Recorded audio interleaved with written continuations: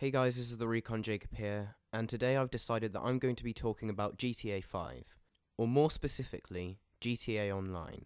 Now normally when I make a controversial video, I try to explain to people that this is just my opinion and to hear me out. But by this point, it's probably not even controversial to talk about this game.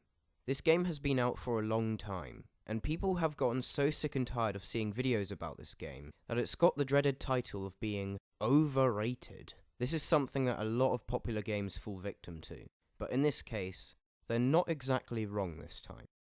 Now I will say this, GTA 5 is a good game. The single player has a great story and great gameplay. Everything about the single player is nearly perfect.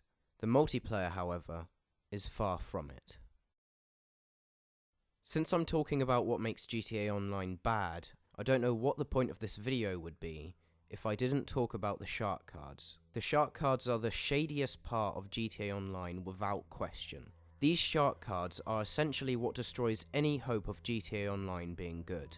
The rate at which you earn money without them are deliberately made to be tedious, so that people are encouraged to pay for the shark cards. There is one thing that Rockstar could have tweaked that could make me justify shark cards. If the only things you could get through money were cosmetic items, like clothes or apartments, and things like cars, tanks and weapons and anything else that affects gameplay were earned through leveling up, then the game could have still been fairly solid. But the problem is, even though weapons still require a bit of leveling to get, they, along with everything else, is unlocked through in-game currency, which you get the most effectively from shark cards. This means that GTA Online is essentially pay to win, because people who are rich and don't mind investing money into the game have a huge advantage over people who are trying to progress through gameplay. Now there is an argument made to justify shark cards, which in hindsight may seem like a very good argument. Because Rockstar are receiving a lot of money through shark cards, they are able to add a bunch of free DLC to GTA Online. These include more missions, game types, heists, etc. If you can somehow grind your way through the game without paying for a single shark card, you'll find yourself having access to a lot of free content. Here is why this argument doesn't justify shark cards. All of this free content that is added to the game is deliberately made tedious to encourage the player to keep buying shark cards. The missions and heists are fun maybe the first 2 or 3 times, but when you do them over and over and over and over and over and over again, the game becomes tedious and a chore to play. The missions aren't too difficult if you know what you're doing, but you don't earn very much from them. The heists you can earn a good amount of money from, but you have to do all the setups every single time before doing the heist itself.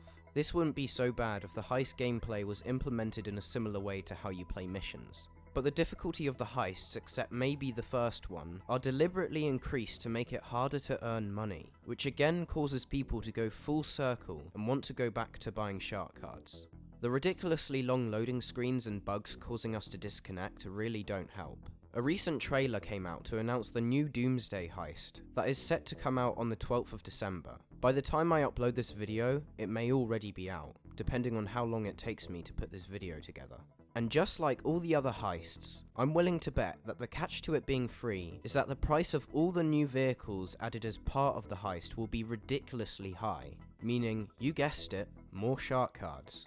If heists aren't your thing, another way to potentially earn a lot of money is to become a CEO and buy either a special cargo warehouse or a vehicle cargo warehouse. Just becoming a CEO alone requires you to spend $1 million. The cheaper version of the warehouses are the special cargo ones. They come in different sizes.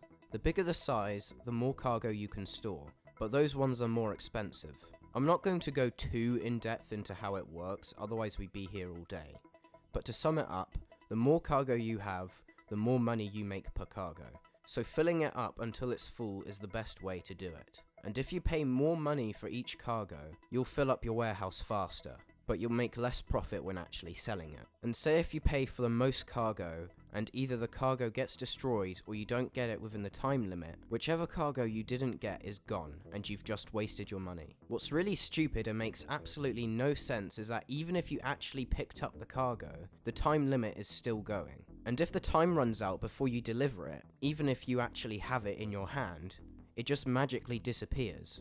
I got the smallest cargo storage, and I filled it up in the quickest but most expensive way, which can take between 1 to 2 hours, depending on how many times you successfully got the cargo.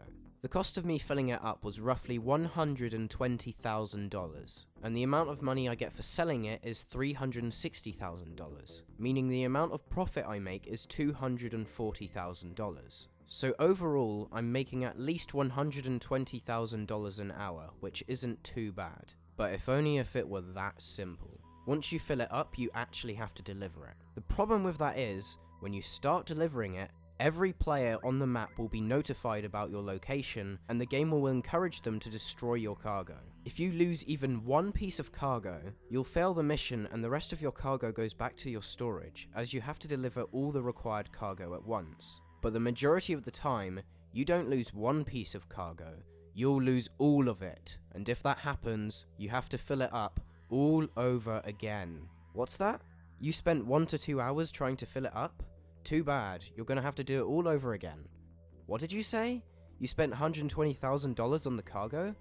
Well, I guess it just sucks to be you. This happened to me the second time I tried delivering my cargo, and I was extremely annoyed. But the fact that I wasted all that time and money wasn't even the most annoying thing about it. It was that the person who destroyed the cargo worth $360,000 gets a reward of $2,000. I'm not exaggerating. That's literally all you get. Now, you could argue that this is a good thing because it discourages players from going for it in the first place. Wrong. The majority of the GTA Online fanbase is full of trolls that try to ruin the experience for most players, which is why chances are, if you have a lot of people on your server and are trying to deliver special cargo, you'll almost always get it completely destroyed. This also means that if you have a bad connection, you actually have an edge over other players because you're more likely to have less players on one map. The fact that it is this easy for players to completely take away hours of work from other players from a snap of the finger is absolutely disgusting. Vehicle cargo is not quite as bad as special cargo. While it's still guilty of allowing players to destroy your vehicle, it has a better system where players can steal the car from you and have it as their own cargo. While obviously some people may not like this, I'll admit it does change things up a bit and allows skilled players to fill up their warehouse more effectively. How the cargo works is that you can have a different range of vehicles, and the higher the range, the more you get for the vehicle, but in turn means that the mission is more difficult. Surprisingly enough, I found the top range vehicles to come pretty frequently, and to top it all off, if you collect every medium and standard range vehicle and don't sell them, you'll get top range vehicles every time from that point onwards. The maximum amount you can sell a top range vehicle for is $100,000, and you have to pay $20,000 for it, meaning that you only make a profit of $80,000 per car. This is stupid because the top range vehicle cars have a minimum value of $1 million when trying to buy them yourself, meaning you're getting less than a tenth of the amount, and this is assuming you take the most expensive option. There are two other options you can choose, one that allows you to pay less and sell for less, and one that doesn't require you to pay at all, but you only make a profit of $40,000, which is less than a fifth of the car's value. The problem with taking the most expensive option is that if a player either steals or destroys your car, you lose $20,000 in addition to the top range vehicle. Assuming you take the $80,000 option and succeed every time, you'll be making a maximum of $80,000 every 20 minutes, due to there being a 20-minute cooldown timer, meaning you'll overall be making about $240,000 an hour. While this is a decent amount to be earning, this process is extremely tedious and stops being fun after about 3 times. This highlights the main problem with every aspect of GTA Online. Every effective way of making money in this game is a form of grinding and isn't fun, and the few fun aspects of GTA Online are not good for making money.